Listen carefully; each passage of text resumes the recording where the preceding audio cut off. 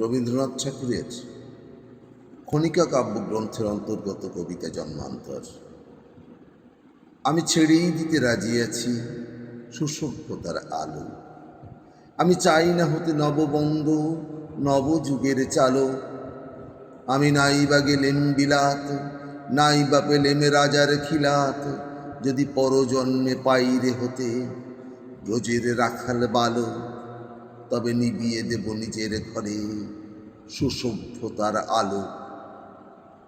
যারা নিত্য কেবল ধেনু চড়ায় বংশী বটের তলে, যারা গুঞ্জা ফুলের মালা গেথে পরে পরায় গলে, যারা বৃন্দাবনের বনে সদাই শ্যামের বাঁশি শোনে, যারা যমুনাতে ঝাঁপিয়ে পড়ে শীতল কালো জলে, যারা নিত্য কেবল ধেনু চড়ায় বংশী বটের তলে।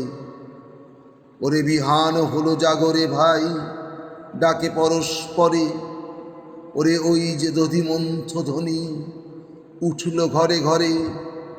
হেরো মাঠের পথে ধেনু চলে উড়িও গোখুর রেণু, হেরো আঙিনাতে ব্রজের বধূ দুগ্ধ দোহন করে।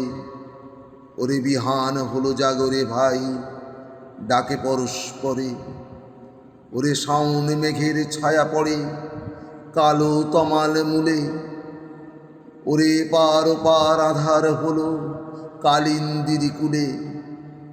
ঘাটে গোপাঙ্গনা ডরে কাপে খেয়া তরির পরে, হেরো কুঞ্জ বনে নাচে ময়ূর কলাপখানি তুলে।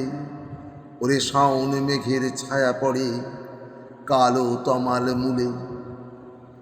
মোরা নবনবীন ফাগুন রাতে নীল নদীর তীরে, কোথা যাব চলি অশোক বনে শিখি পুচ্ছ শিরে।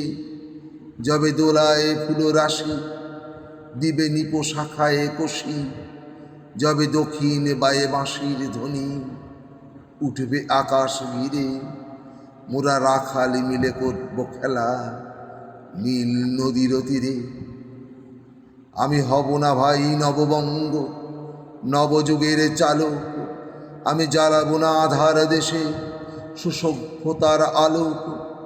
যদি ননি ছানার গায়ে কোথাও অশোক দ্বীপের ছায়ে, আমি কোনো জন্মে পারি হতে ব্রজের গোপ বালক।